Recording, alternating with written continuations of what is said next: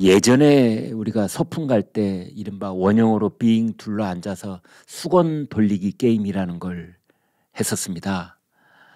그 순례가 된 사람이 그 원형으로 둘러앉은 사람 등 뒤를 돌면서 손에 들고 있는 수건을 누군가의 등 뒤에 이렇게 탁 던져놓는 것이지요.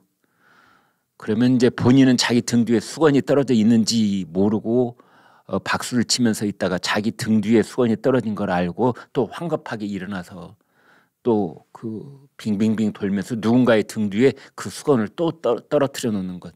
이 수건 돌리기라는 건 사실은 그때 그 놀이를 할 때는 이제 누군가 한 사람을 온통 뭔가 덮어 씌우는 이제 그게 바로 수건 돌리기입니다. 그래서 그 사람한테 벌칙을 주고 그 사람한테 뭐 노래를 시키고 뭐 우스운 동작을 하게 만들고 이제 이런 놀이였습니다. 지금 이번에 가장 그 핵심적인 피해 지역이 역시 충청북도 오송읍에 있는 그 지하차도에서 그 인명피해가 14분이 사망을 하셨는데요. 차량이 16대 또는 뭐 17대 이렇게도 얘기하는데 이제 아무튼 14명이나 인명피해가 났기 때문에 물론 원인 파악을 해야 됩니다. 그 원인이 자연재해 때문인지 시스템이 잘못된 것인지 사람 때문인지 이제 그것을 가려내는 일 해야지요. 근데 그 원인을 가려내는 일보다 더 중요한 건 지금 당장 또 비가 온다고 하니까 추가 피해가 없도록 하는 것, 그리고 일단 피해를 당한 지역이나 그 주민들께 최대한 빠른 시간 내에 그 원래 복구가 될 수 있도록 그 복구 작업을 하는 것, 이제 이런 데 모아져야 될 것이라고 생각을 합니다. 누구야? 라고 소리치면서 그 책임 소재를 가리는 일은 이제 그 다음에 해야 될 일이라고 생각을 하는데, 그 오늘 아침에 모든 신문의 일면 톱은 그러나 불행하게도 아니나 다를까 우리가 익숙하게 봐왔던 그 비디오 테이프가 다시 한번 돌아가고 있습니다. 책임 돌리기, 책임 전가하기.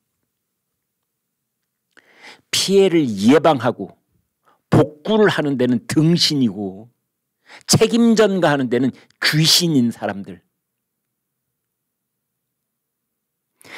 제가 아침에 모든 신문을 종합 검토를 하고 또 저희들 나름대로 취재한 내용을 거기에 함께 분석을 해서 모두 8개 당국을 구별할 수 있었습니다. 8개, 8곳. 여기가 한결같이 수건 돌리기를 하고 있습니다. 첫 번째 떠오르는 곳이 행정중심복합도시건설청. 글자가 11글자나 되니까 상당히 복잡하게 돼 있는데요.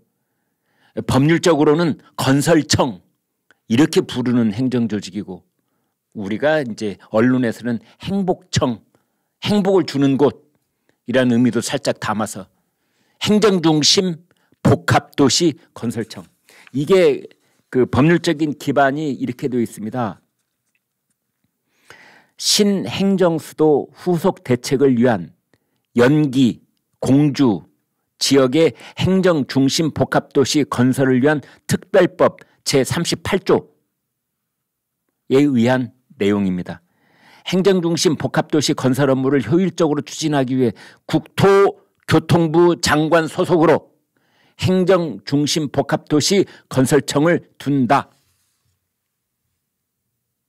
그래서 이제 이 행복청이라고 하는 것은 주민들의 뭐 복지를 살피고 이제 이렇게 오해하시는 분들이 있을까 봐 제가 이런 설명을 드렸는데 그런 것이 아니고 건설하는 곳입니다.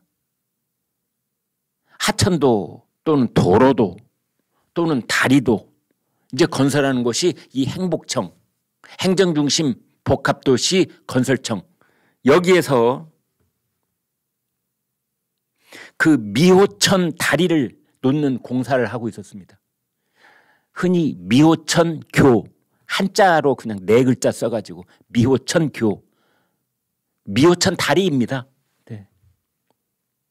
기왕에 2갈래 다리가 있습니다. 하나는 일로 가고 하나는 일로 오고, 이렇게 이쪽으로 2차선, 이쪽으로 2차선, 그래서 왕복 4차선.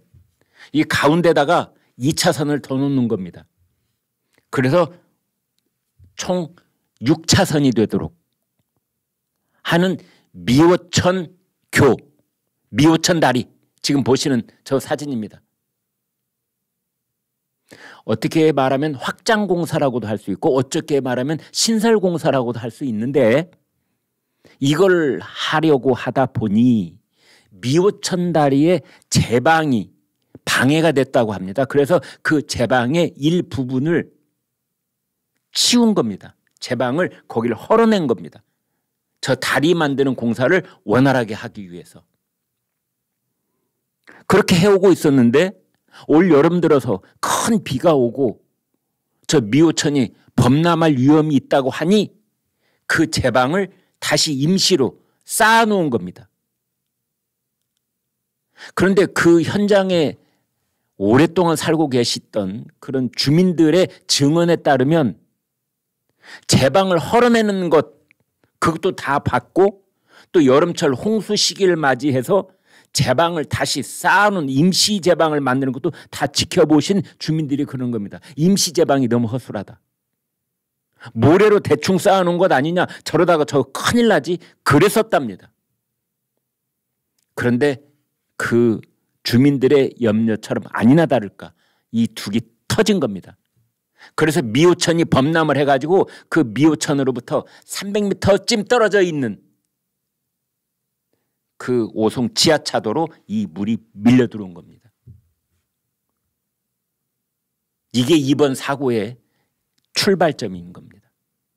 그래서 첫 번째 행복청이 여기에 들어 있습니다. 자, 이것은 범람을 하는 것을 막지 못한 그러한 원인이 되는 겁니다. 첫 번째가. 이번에 14명의 귀한 생명을 앗아간 지하차도 사건의 그 첫 번째 원인, 제방, 임시 제방의 부실. 이제 주민들은 이렇게 지금 지적을 하고 있는데요. 그 다음에는 비가 갑자기 1분 만에 왕창 쏟아져 내리고 1분 만에 죽이 터진 게 아닙니다. 비가 많이 올 것이라는 게 며칠 전부터 예보가 되어 있었고, 비가 많이 오고 있다는 건 그 전날 그리고 그날 새벽 계속해서 뭔가 경보를 주는 겁니다. 이 자연은 인간에게 어느 날 갑자기 닥치는 게 아니고 계속해서 뭔가 사인을, 시그널을 주는 겁니다. 4시간 전에도 신호가 있었고 1시간 전에도 있었고 2시간 전에도 있었고, 이제 그래서 지금부터 말씀드리는 이 피와 관련해 두 번째는 왜 그 지하차도를 차단하지 않았느냐 이겁니다. 왜? 심지어 제방이 터지고 있다는 소식이 들렸는데도 그걸 차단하지 않은 겁니다. 그 지하차도에 물이 가득 찬 시기가 아침 8시 40분입니다. 토요일 아침 8시 40분. 환한 겁니다. 한밤중도 아니고 날씨 환한 겁니다. 그리고 이미 둑이 터졌다는 소식은 1시간 전부터 계속 나오고 있었고, 물이 범람할 것이라는 얘기는 뭐 4시간, 몇 시간 전부터 계속 나오고 있었던 겁니다. 그런데 거기에 전부 다 귀를 닫고 있었습니다. 지금부터 귀를 닫고 있었던 그 관청을 여러분께 하나씩 말씀드리겠습니다. 충청북도에 도리관리사업소가 있습니다. 도로관리사업소. 지금 보도 나온 거에 따르면 뭐 불가항력이었다, 이런 발뺌을 하고 있다는 보도가 나오고 있습니다. 두 번째로는 청주시입니다. 청주시. 청주시에는 하천과가 있고 안전정책과가 있습니다. 여기에도 신고가 들어갔습니다. 그런데 하천과, 안전정책과 이 청주시에서는 그건 우리 관할 아니다, 그랬다는 겁니다. 그건 충청북도 도에서 관리하는 곳이다. 그 지하차도는. 청주시 관할이 아니다. 그랬다는 겁니다. 그 다음에 청주시의 흥덕구. 구청도 여기에 대해서 책임이 있는 겁니다. 그 관할이니까. 그런데 이 흥덕구는 금강 홍수 통제소에 연락을 받았답니다. 미호천이 범람한다. 범람할 위험이 매우 높다. 대비를 하라. 주민을 대피시키든 뭘 빨리 지금 해야 된다. 급하다. 연락을 받고 청주시 흥덕구는 청주시에 연락을 했다는 겁니다. 청주시 어디에? 하천과 안전정책과에. 그런데 청주시에서는 관할이 아니다. 도에 이제 미룬 결과가 됐다. 이런 겁니다. 그 다음에 미안하지만 소방 119 전화하면 받는 곳 소방. 여기도 소방관들이 현장에 오기는 왔는데 무전기로 어디론가 계속 연락을 하더랍니다. 그런데 실질적인 조치는 이루어지지 못한 겁니다. 연락은 했는데 주민들의 증언인 겁니다. 그 다음에 금강 홍수통제소. 어제도 말씀드렸죠. 이게 지금 금강의 지류에서 일어난 일입니다. 군산에서 바다로 흘러들어가는 그 금강. 거꾸로 강을 타고 올라가면은 금강이 있고 그다음에 부여 있고 공주 있고 세종시 있고 오송 있고 청주 있고 이렇게 쭉 올라가는 겁니다. 그래서 금강 홍수 통제소가 있는 겁니다. 금강 홍수 통제소에서 경보를 발령하는 겁니다.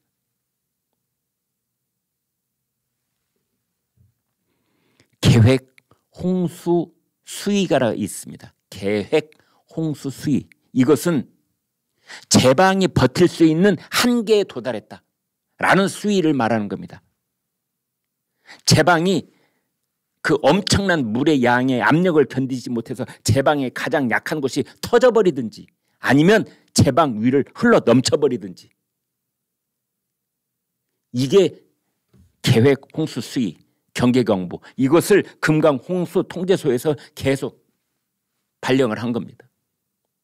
수십 곳에 발령을 하는 겁니다.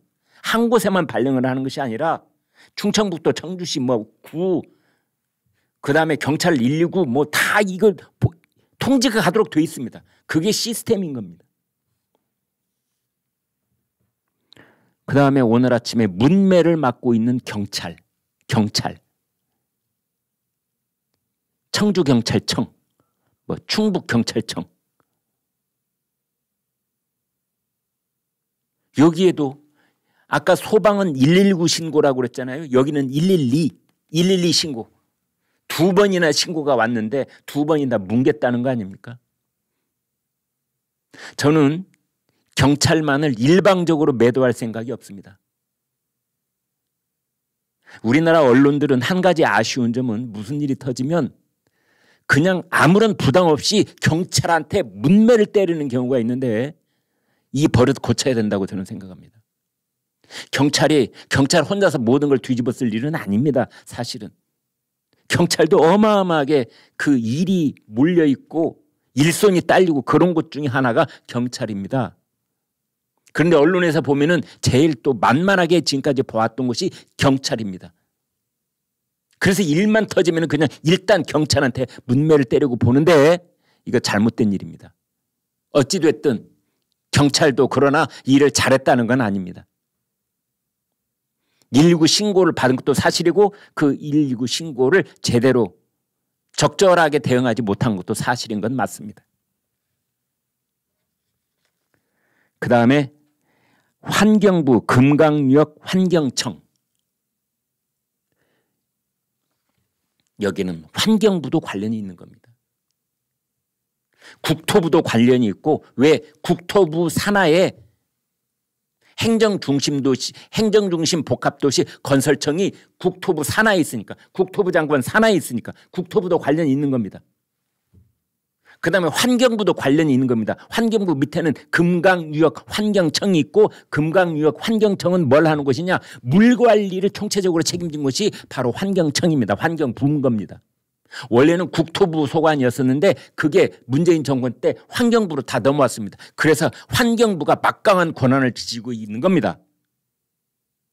하천에 제방에 손을 대려고 하면 국토부가 손을 대든지 행복청이 손을 대든지 어떤 건설업자가 손을 대려고 하면 환경청에 허락이 있어야 됩니다. 환경부에 금강유역 환경청에. 그런데 아까 말씀드린 행복 건설청에서 그 다리 건설을 하면서 제방을 허락했다고 제가 말씀드렸잖아요. 그때 환경청이 허락을 안 받았답니다. 그래서 오늘 중앙일보 제목이 이겁니다.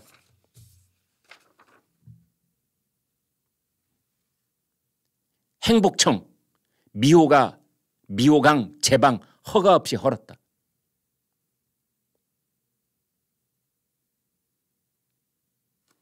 이게 단독 기사입니다.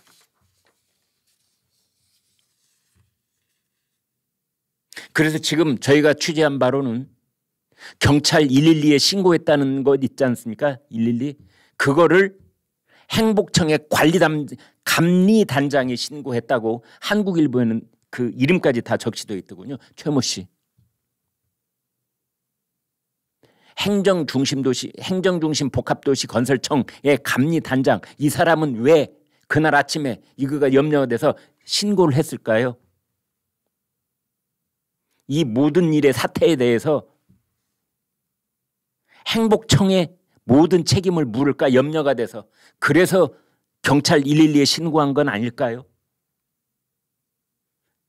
임시 제방 공사를 부실하게 했다는 그런 책임 소재를 물을 때 그 책임을 져야 될 일이 염려되어서 지금 이런 얘기까지 나오고 있는 겁니다. 아무튼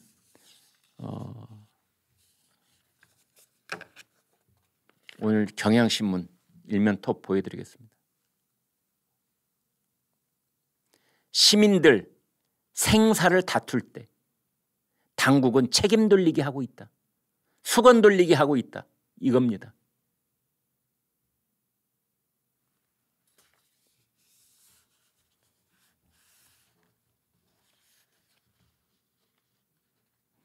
그 당국이 8곳입니다.